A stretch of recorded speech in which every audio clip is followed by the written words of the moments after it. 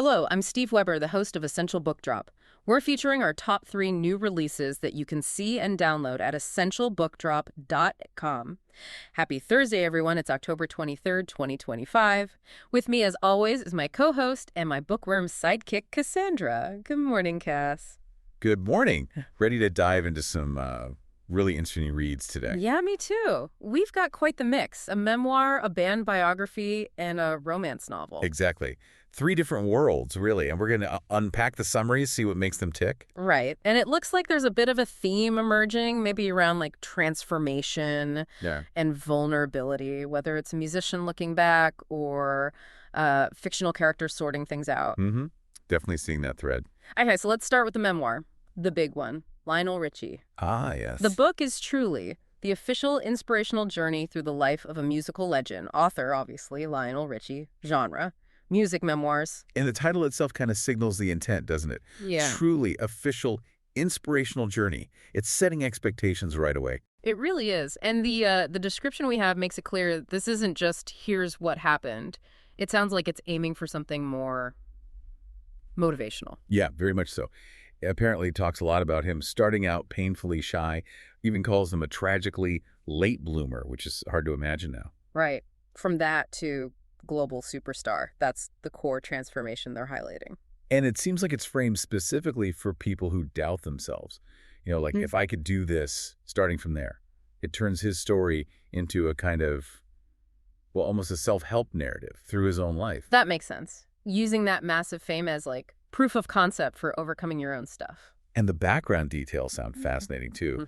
Growing up on the Tuskegee University campus during the Civil Rights Movement, that's a specific, powerful setting. Definitely gives it weight. And then jumping into the raucous adventures with the Commodores. Talk about a change of pace. Yeah, and then think about the culture shock. The notes mention coming of age in late 60s Harlem, getting signed to Motown. Which was huge, obviously. And then, bam, suddenly he's playing gigs on the French Riviera. That whiplash, that speed of change. It must have been incredible. The book sounds like it really captures that energy. It seems like it tracks that whole trajectory. Yeah. And then the solo career, which, I mean, that's another level entirely. Totally. The Olympics performance, what was it, 2 billion people watching? Insane numbers. And co-writing We Are the World. Those are huge cultural touchstones, not just music moments. And he's still relevant, right? Judging American Idol, that connection across generations is pretty rare. It is. And the memoir seems to use that sustained relevance to underline its main message. Which comes back to? Well, the material calls it a thrill ride, but one that emphasizes the power of love, despite all the turbulence, loss, and near-calamity.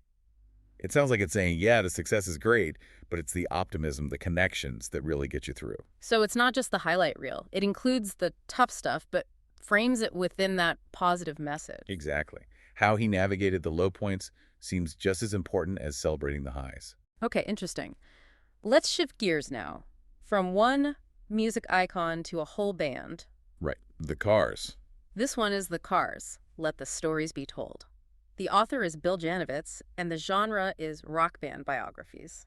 And this one comes with some heavy praise right out of the gate. Rolling Stone apparently called it the definitive story of the Cars. That's a big claim, isn't it? Definitive. Especially for a band known for having, well, some internal drama. That's the tricky part. The notes say the surviving members participated enthusiastically. So how do you balance access with critical distance? Good point. Though the author, Janovitz, has credentials, biographer, critic, and a musician himself. Maybe that helps. Gives him the insight into the music, but also the perspective for the history. Hopefully. You'd want someone who can really dissect those albums like the source material says he does, not just write a fan piece. Yeah. And the band's origin sounds interesting, too. Not your typical garage band story. No, it says there were 5 journeyman musicians, already experienced, coming from different places. Maryland, Ohio, New York, New England. So it was more like assembling a team. Professionals finding the right chemistry at the right time. Kind of seems that way. Finding that new wave sound just as it was about to break big. Right. Less accidental, maybe more crafted. The source material mentions Janovitz had exclusive reporting, lots of interviews with the band, people around them. It suggests he digs into their unusual providence. Which probably means how this specific group managed to click and create something so unique. And there's a strong sense of place, too, apparently. Boston. Right, their connection to the Boston music scene. It wasn't just where they started. It was like this whole ecosystem that supported them and that they influenced. The book supposedly traces how that local impact went global. Gives it roots, doesn't it, instead of just being this floating international entity? Mm-hmm. But then there's the flip side, the conflict. Yeah, back to that tension theme. The notes confirm Janowitz tackles these significant internal conflicts that led to their untimely end. And the challenge there is doing it with care, right? Right. Revealing the friction without just making it sound like gossip, exploring why things broke down. So you get the magic, the hits, the success. And then the human drama that, ultimately couldn't be overcome, the whole arc. It sounds comprehensive, and the source material even wraps up with that playful nod to their lyrics. Oh yeah, the hello again? Just what you needed? It's magic. Let's shake it up. Kind of clever. Sets the tone, makes it sound like an engaging read for fans and music history buffs. Definitely.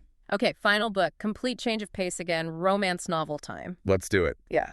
This one is Crazy in Love. It's book 4 in the Rosewood River series by Laura Pavlov. And the description just lists off the subgenres. Small town, billionaire, enemies to lovers, grumpy sunshine. Taking all the boxes. And importantly, standalone romance. So you don't have to have read the others to jump in here. Which is always nice. So the core setup, enemies to lovers needs a good reason for the enemies part, right? Absolutely. And this one delivers. The male lead, the billionaire, has apparently decided the female lead, Amelia Taylor, is the enemy. Thinks she's out for my family. Whoa. Okay, that's a pretty intense starting point. High stakes from page 1. Exactly. Sets up his grumpy side perfectly. He's described as a broody, heartless billionaire. Her words, apparently. She's the opposite. Total sunshine and rainbows, according to the notes. So you got that maximum contrast, maximum friction, classic grumpy sunshine dynamic. You can see the sparks flying already. But what I find interesting in these setups is how they often explore power and vulnerability, like we were talking about earlier. Definitely. Here you have the billionaire, used to fixing everything with money, presumably. And he tries that here, right? Tries to smooth things over with a fancy gift. Like a substitute apology, the easy way out. But she's not having it. She rejects the gift, wants a sincere apology. There it is, asking for the one thing his money can't buy, actual vulnerability. Precisely. It forces him into uncomfortable territory. The source says he admits conceding he's wrong doesn't happen very often for him.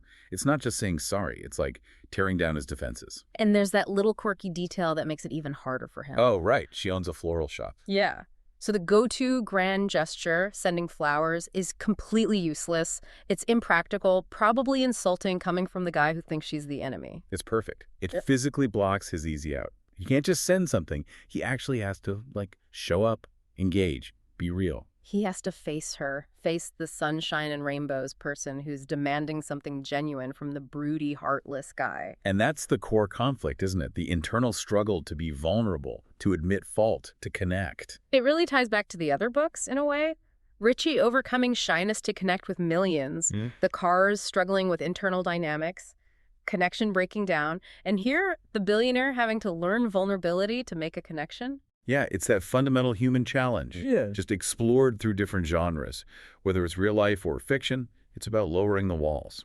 A great reminder that compelling stories, whatever the style, often boil down to that struggle to connect, to change, maybe to apologize sincerely. Well said.